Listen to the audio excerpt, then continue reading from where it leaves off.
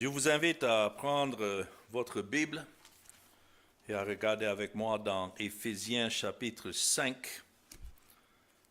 Nous allons commencer ce prochain chapitre dans notre étude dans cette épître de Paul aux Éphésiens. Éphésiens chapitre 5 et mon texte est à partir du verset 1 jusqu'à verset 12. Et je voudrais vous parler de la vie dans l'esprit. Beaucoup de gens prétendent avoir une connaissance de l'œuvre de l'esprit et en parlent beaucoup dans leur milieu. Mais qu'est-ce que l'œuvre de l'esprit au juste et comment est-ce que l'esprit de Christ se manifeste dans les vies de ceux que Christ a rachetés? Donc ici, la première des choses que nous notons concernant la vie dans l'esprit, c'est une marche dans l'amour. Ça, c'est le fruit de l'esprit, c'est l'amour. Et donc, Paul dit ici, dans les versets 1 et 2, « Devenez donc les imitateurs de Dieu, notons, comme des enfants bien-aimés, et marcher dans la charité. » Particulièrement, ce mot charité, c'est l'amour en ce qui concerne les autres qui sont dans le corps de Christ, à l'exemple de Christ, qui nous a aimés et qui s'est livré lui-même à Dieu pour nous comme une offrande et un sacrifice de bonne odeur.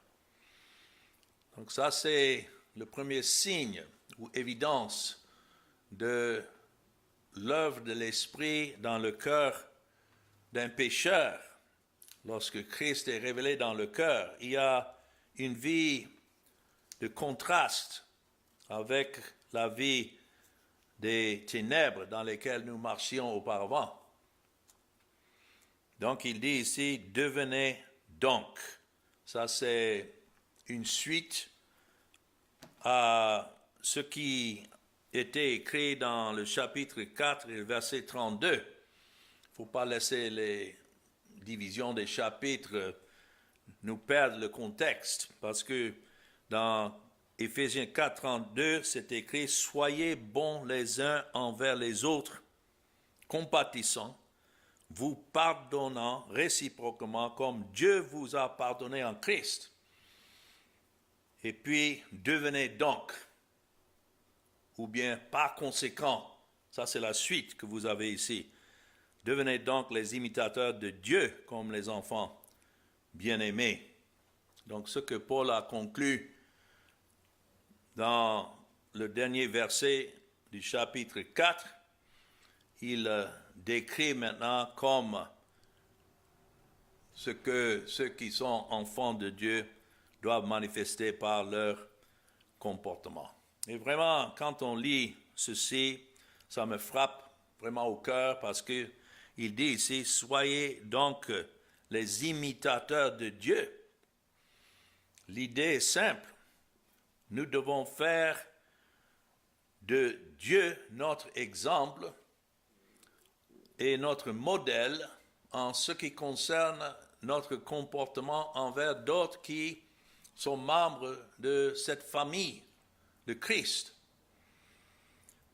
C'est-à-dire que je ne peux pas moi-même insister sur le fait d'être pardonné par Dieu moi-même pour mes défauts, mes péchés, mais en même temps je garde des rancunes contre d'autres qui sont membres de son corps. Et rappelons-nous que beaucoup des divisions ici dans les assemblées au premier siècle étaient dues au conflit de race.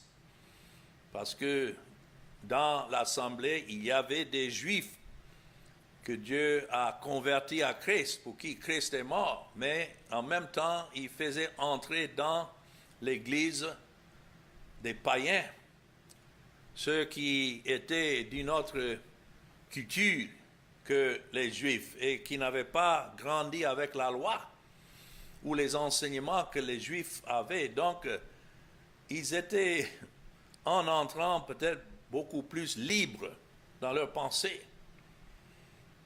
Mais ici, Paul rappelle que ceux qui étaient juifs, sauvés par la grâce de Dieu, devaient traiter dans l'amour ceux qui étaient païens, mais en même temps, la même base, sauvés par la grâce de Dieu. Et l'œuvre de Christ, c'est pourquoi dans Éphésiens 4:32, il dit, vous pardonnant réciproquement, comme Dieu vous a pardonné en Christ. Et puis, ici dans le verset 2, concernant Christ, qui nous a aimés, pensons à la manière que Christ nous a aimés, sans condition, au point de porter tous nos péchés jusqu'à la croix et mourir afin que Dieu soit juste pour justifier chacun. Donc voilà le sens ici, devenez donc les imitateurs de Dieu. C'est dans ce sens. Je ne peux pas imiter Dieu dans son caractère. Il est saint, juste. Moi, je suis imparfait. Mais de l'imiter dans le sens que, comme il ne m'a pas imputé mes péchés, mais les a mis sur Christ, de même, je ne vais pas imputer les péchés d'un autre sur eux, mais de les pardonner comme moi-même je suis pardonné. C'est pourquoi cet enseignement est très important, du fait que la manière que nous devons traiter les autres qui sont dans le corps de Christ, à cause de l'Esprit de Dieu qui est en nous. Donc, nous allons les traiter avec amour. Ça ne dit pas ici penser à Dieu, dans le sens de penser à la manière que Dieu a agi envers nous. Ça ne dit pas admirer Dieu, comme si nous pouvons simplement contempler comment Dieu manifeste son amour envers son peuple et simplement admirer cela en disant, oui, ça c'est Dieu, mais nous sommes différents. Non. Ici, c'est un appel que Paul donne à une action pratique allant au-delà de notre vie intérieure avec Dieu et manifestée envers d'autres qui sont dans le même corps. Mais Paul ne s'arrête pas simplement en disant d'imiter Dieu comme notre exemple en cela, mais de regarder de la manière que Christ lui-même s'est offert pour nous. Vous voyez, il n'y a pas de pardon, il n'y a pas de justification à part l'œuvre de Christ. Christ lui-même n'est pas venu simplement pour nous donner un exemple de la manière que nous devons marcher et puis, allez, notre vie, alors c'est de suivre son exemple. Notons, il y a deux mots que Paul utilise ici dans le verset 2. Oui, nous marchons dans la charité. Ça, c'est une manifestation de l'amour de Dieu envers nous en Christ. À l'exemple de Christ. Comment est-ce que Christ a aimé sans condition? Et c'est un amour qui est pour toujours, depuis toujours, à jamais. Voilà le sens. Mais c'est fondé sur le sacrifice de Christ. Tout ce que nous faisons, tout ce que nous sommes enseignés dans cette vie de l'esprit à suivre, c'est fondé sur la croix, c'est fondé sur le sacrifice de Christ. Et il y a deux mots qui sont utilisés ici pour son sacrifice. Le premier, c'est une offrande, vous voyez ça? Et qui s'est livré lui-même à Dieu pour nous. Ça, c'est la substitution. Dieu n'a pas exigé de nous d'abord cet amour afin que Dieu manifeste son amour, non. Christ s'est livré lui-même dans cet amour pour nous, mais comme une offrande et un sacrifice de bonne odeur. Le premier mot qui est utilisé là, c'est le mot offrande. Et ce mot est en fait tiré de l'Ancien Testament. Si vous regardez avec moi dans le livre de Lévitique et le chapitre 2, le premier verset, ce sont des sacrifices détaillés dans l'Ancien Testament que les gens devaient offrir. Et donc, cette offrande dont Paul décrit ici dans Éphésiens 5 et le verset 2, Christ s'est livré lui-même à Dieu pour nous comme une offrande.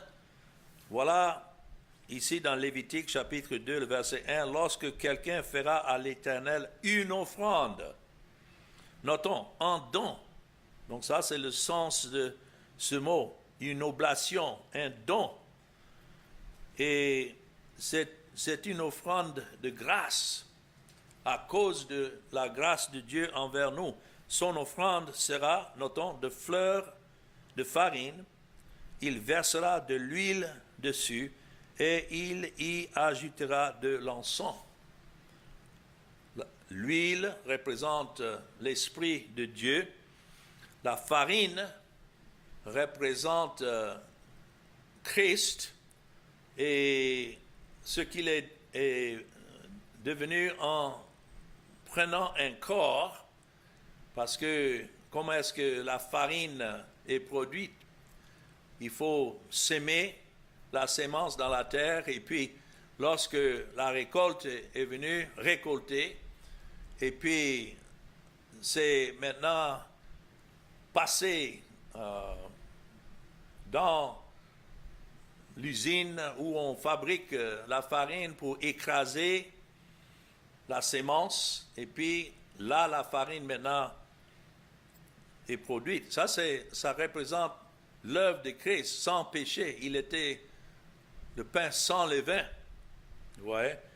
Et puis l'encens représente la grâce de Dieu à travers son offrande, l'offrande de Christ. Mais c'est de ça que c'est ce mot que Paul utilise ici, lui-même à Dieu pour nous comme une offrande. C'est ça qui a satisfait la justice de Dieu à l'égard de son peuple. Donc nous pouvons dire que toute cette offrande par laquelle nous sommes acceptés devant Dieu, et cela inclut tous ceux qui sont membres du corps de Christ, il n'y a pas de différence. C'est grâce à cette offrande de Christ et la gratitude que nous exprimons pour ces bénédictions dont Dieu nous a sauvés. Donc ça, c'est un mot qui est utilisé. Et puis l'autre, dans Éphésiens 5 et le verset 2, c'est le mot sacrifice. Ce mot sacrifice signifie une offrande pour le péché, où Christ était lui-même une victime propitiatoire. Donc ce n'était pas simplement, avec les deux, dans le mot offrande, nous avons la personne de Christ, et puis dans le mot sacrifice, nous avons son œuvre accomplie, son sang versé pour le péché jusqu'à la mort.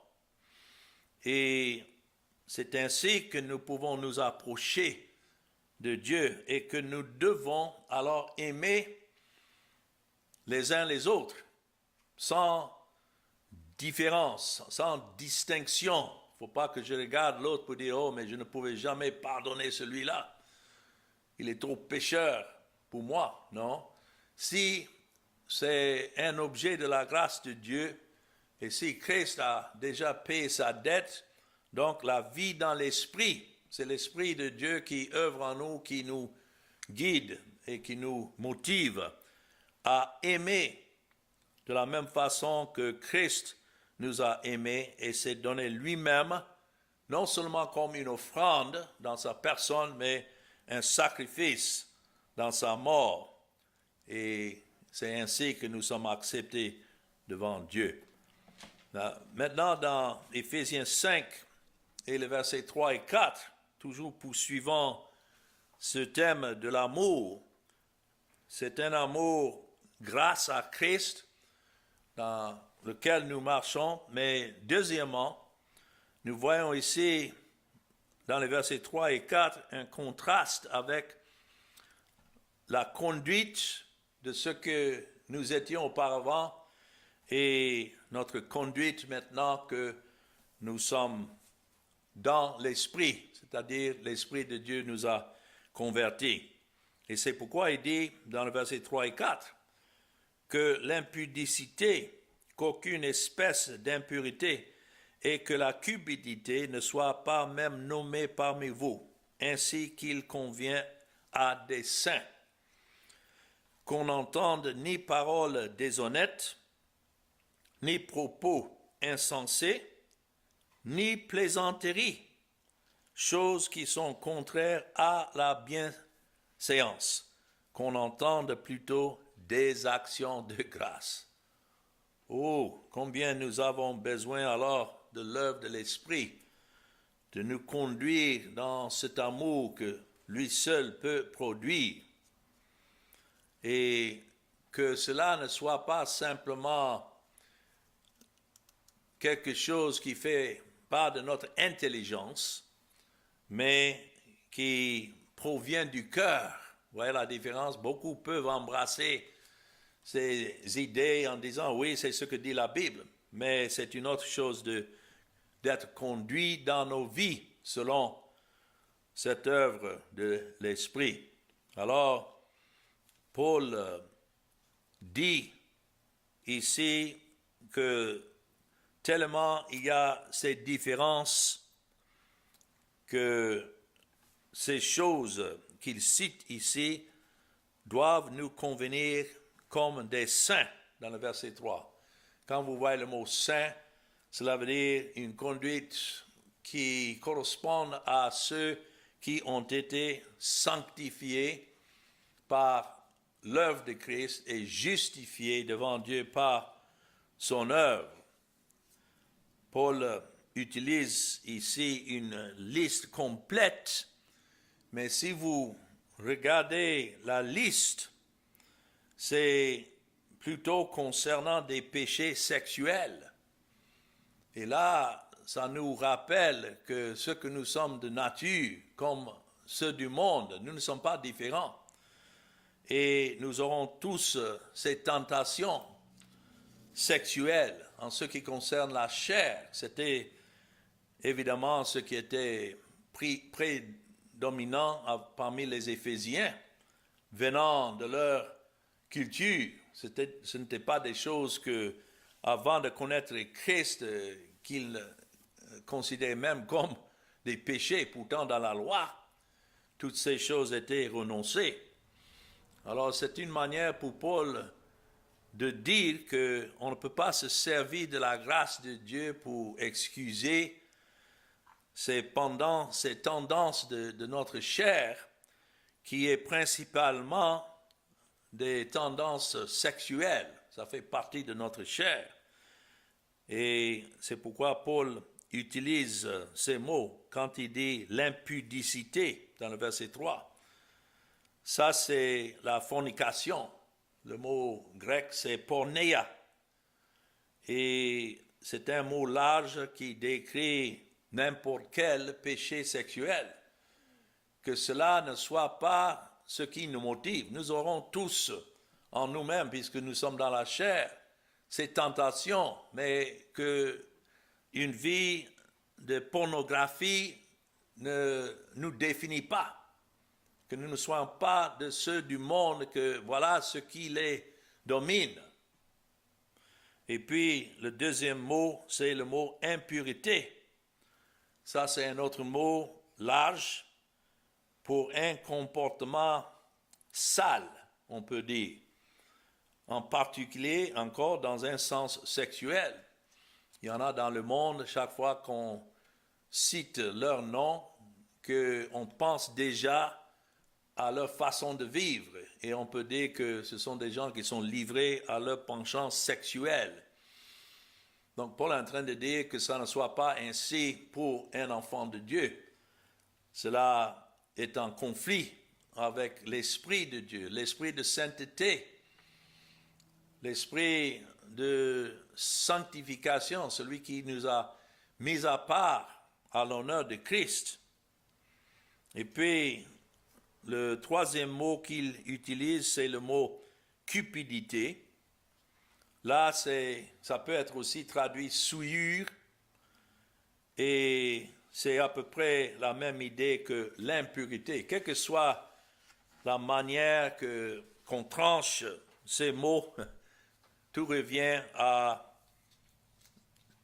un cœur qui a ses tendances pour ses péchés, mais que c'est l'Esprit de Dieu qui nous conduit ailleurs. Ça parle aussi ici de ceux qui ne doivent même pas être nommés parmi vous, qu'ils ne conviennent pas à des saints. Et donc, quelle que soit la tendance, le péché, nous sommes toujours pécheurs. Il faut que l'Esprit nous conduise toujours à Christ et que nous vivions nos vies à la gloire de Christ. Parce qu'il dit que ce sont des choses qui sont contraires à la bienséance. Ce qui est en ligne avec la bienséance, c'est ce qui glorifie Dieu, qui glorifie Christ et qui reçoit les uns les autres dans cet amour de Christ et non pas selon la chair. Et il parle en plus de cela dans le verset 4, lorsqu'il dit qu'on n'entende ni paroles déshonnêtes, ni propos insensés. Et puis ça utilise le mot plaisanterie, ni plaisanterie.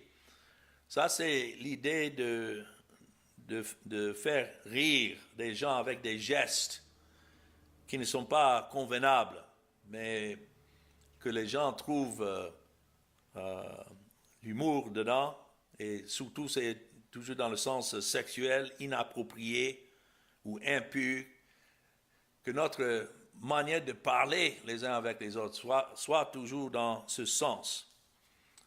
Et c'est pourquoi Paul met l'accent là-dessus. La convoitise, voilà ce qui fait part des propos insensés. Et donc, cela ne doit pas nous définir. Le but ici, en donnant le sexe, c'est Dieu qui nous donne ce plaisir entre la femme et son mari. C'est toujours dans le contexte du mariage. Mais ceux qui cherchent à se faire plaire en dehors de ce lien de mariage vont au-delà de ce qui est convenable. Voilà ce que je peux dire pour résumer tout cela. Maintenant, dans les versets 5 à 7, nous voyons dans la même ligne de l'écriture ici, les conséquences d'une conduite qui ne convient pas à un enfant de Dieu. Verset 5, Paul dit, « Car sachez le bien, aucun impudique ou impur ou cupide, c'est-à-dire idolâtre, n'a d'héritage dans le royaume de Christ et de Dieu. Que personne ne vous séduise par de vains discours. » Ça parle de ceux qui vont dire, « Oh, mais c'est pas grave, on entendait, tout est sous le sang de Christ. Donc, allez-y et vivez votre vie comme vous voulez. » Non? Que personne ne vous séduise par de vains discours. Car c'est à cause de ces choses que la colère de Dieu, notons, vient sur les fils de la rébellion. Pourquoi est-ce que vous allez chercher à vous aligner à la conduite de ceux qui vivent encore dans les ténèbres et raisonner, non, mais Christ est mort pour moi, donc je suis libre de vivre comme je veux. Pourquoi est-ce que vous allez vouloir vivre comme ceux qui sont encore sous la colère de Dieu? C'est-à-dire Christ n'a jamais payé leur dette et ils seront condamnés pour leur péché. C'est pourquoi Paul dit, le verset 7, « N'ayez donc aucune part avec eux. » Il y a une différence que Dieu fait entre ceux qui sont de son héritage, c'est-à-dire le royaume de Christ, et ceux qui sont en dehors. Les personnes mentionnées dans Éphésiens 5, 3, le fornicateur, l'impur et l'avare, n'ont aucun héritage dans le royaume de Dieu. C'est pourquoi ils vivent de cette manière. C'est ça qui les définit. Et Paul est en train de dire qu'il y a une différence, que d'abord la grâce de Dieu fait dans la vie de ceux qu'il sauve. Certainement la mort de Christ a accompli à leur égard, et aussi certainement par l'œuvre de l'Esprit. Et il est en train de dire, si effectivement ils sont membres du royaume de Dieu. C'est pourquoi il est si sévère, car sachez-le bien, aucun impudique ou impur ou cupide, c'est-à-dire idolâtre, n'a d'héritage dans le royaume de Christ et de Dieu. Quelqu'un qui vit cette manière de vie et n'est même pas touché dans sa conscience de vivre de cette manière, c'est évident qu'il n'a pas sa part dans le royaume de Christ et de Dieu, ou bien même de Dieu. Donc l'idée de Paul ici dans ce passage est de nous montrer jusqu'à quel point Dieu nous a délivrés.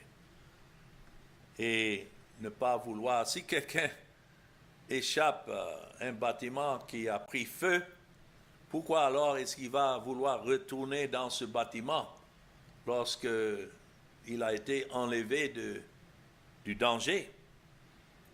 Mais ici, Paul dit, il y en a qui sont de cette pensée, qui ne changent jamais.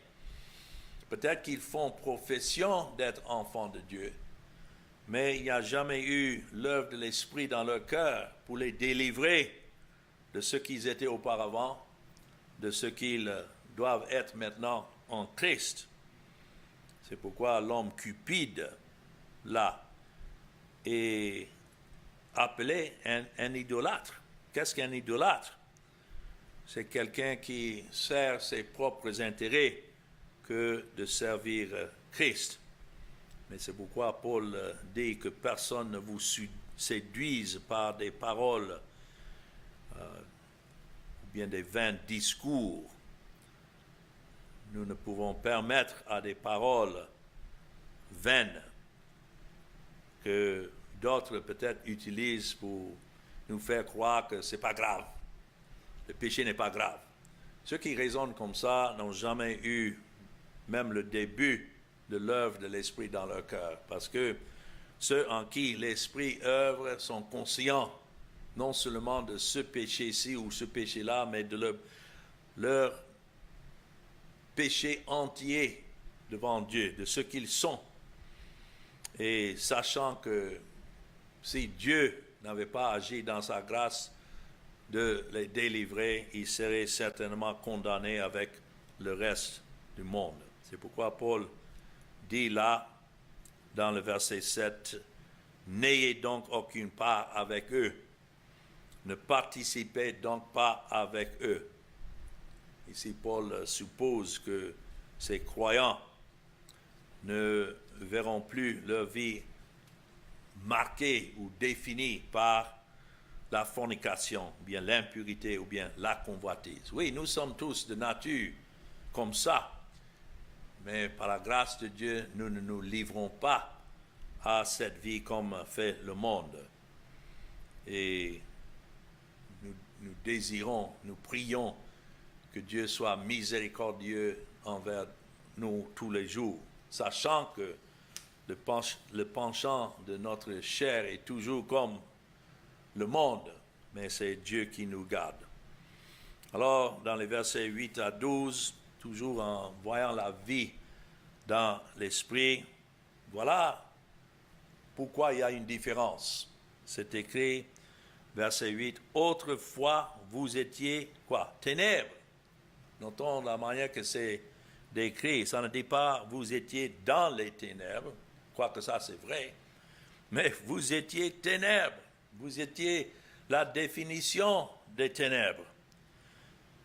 Et maintenant, vous voyez, il y a une différence que l'Esprit fait et trace cette ligne de démarcation entre ce que vous étiez et ce que vous êtes. Vous étiez ténèbres, et notons, c'est écrit aussi, vous étiez ou vous êtes lumière. Ça ne dit même pas vous êtes dans la lumière, quoique ça c'est vrai, mais vous êtes lumière dans le Seigneur. Cela démontre que Christ en nous, c'est ça qui est cette lumière. Ce n'est pas en nous. Nous n'avons rien en nous. Comme la lune n'a pas de lumière en elle-même, ça reflète le soleil. Et c'est ce que nous voyons quand on sort la nuit et que nous voyons la lune bien brillante. Nous savons que ce n'est pas la lumière qui est dans la lune, mais c'est le soleil qui brille et la lune reflète ce qu'est le soleil. Nous pouvons dire la même chose. Quelque lumière que nous sommes, c'est Christ qui est notre lumière, ce n'est pas en nous-mêmes. Et puis il dit, car le fruit de la lumière consiste en toutes sortes de bonté, de justice et de vérité. Examinez ce qui est agréable au Seigneur et ne prenez point part aux œuvres infructueuses des ténèbres, mais plutôt condamnez-les, car il est honteux de dire ce qu'ils font en secret. Et nous allons tracer une ligne là et revenir là-dessus la prochaine fois. Mais notez, vous étiez autrefois ténèbres.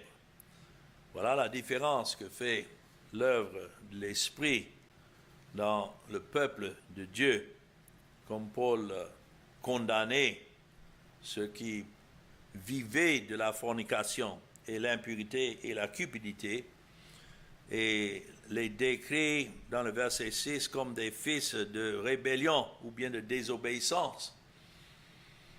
Il ne faut pas penser que ceux qui vivent leur vie dans le péché sont alors impunis. Non. C'est Dieu qui détermine le temps et le moment. Et si Christ a payé leur dette, donc nous savons que l'Esprit ne peut pas les laisser là, mais doit les attirer. Mais si Christ n'a pas payé leur dette, leur jugement est sûr. Et Dieu exercera sa justice sur tous ceux qui sont des fils de rébellion. C'est ce que nous étions de nature, mais il y en a que Dieu laisse et ils meurent comme ils ont vécu. Ils sont appelés des fils de désobéissance et ils le sont à jamais parce qu'ils sont laissés à eux-mêmes. Mais maintenant, voilà la différence. Paul dit, ayant été éclairés, ayant reçu l'Esprit de Dieu, alors nous marchons comme des enfants de quoi? Lumière. Encore une fois, ce terme est répété. Vous êtes des enfants de lumière. Alors vivez comme des enfants de lumière. Comme il a déjà souligné dans Éphésiens chapitre 2, le contraste entre ceux qui sont les objets de la colère de Dieu et ceux qui sont véritablement des objets de la miséricorde de Dieu. Soit nous sommes des objets de colère, veut dire que Christ n'est pas mort pour nous, Dieu ne nous a pas élus et nous vivons nos vies pour nous-mêmes. Mais Dieu merci, il y a des enfants qui sont des vases de miséricorde pour qui Christ est mort. Et ceux-là sont appelés la lumière. Donc, c'est comme Paul cite aussi dans Galates chapitre 5 et le verset 22 et 23. Notons, ce n'est pas les fruits de l'esprit, mais le fruit.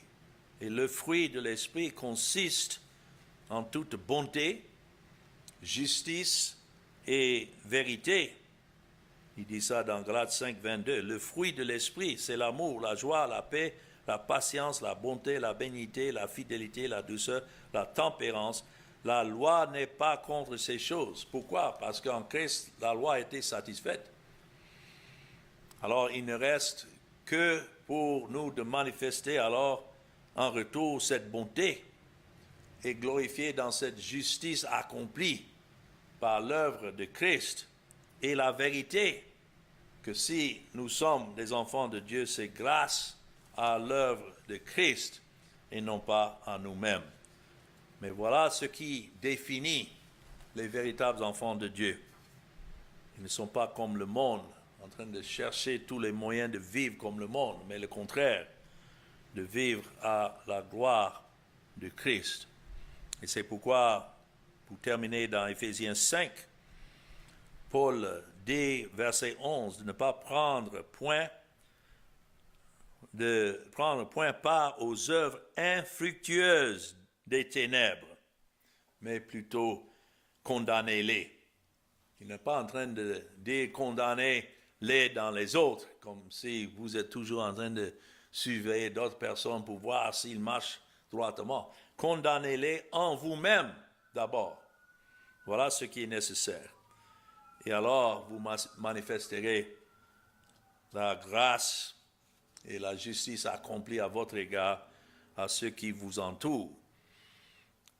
Nous devons d'abord avoir nos cœurs, nos propres cœurs, gardés par la grâce de Dieu et que le Seigneur, en fait, nous garde pour nous faire éviter ces œuvres infructueuses des ténèbres et que tout ce que nous étions auparavant soit éloigné complètement de nous. Ça, c'est la vie dans l'Esprit de Dieu. Et quelle vie que Dieu nous a donnée si nous sommes en Christ. Amen.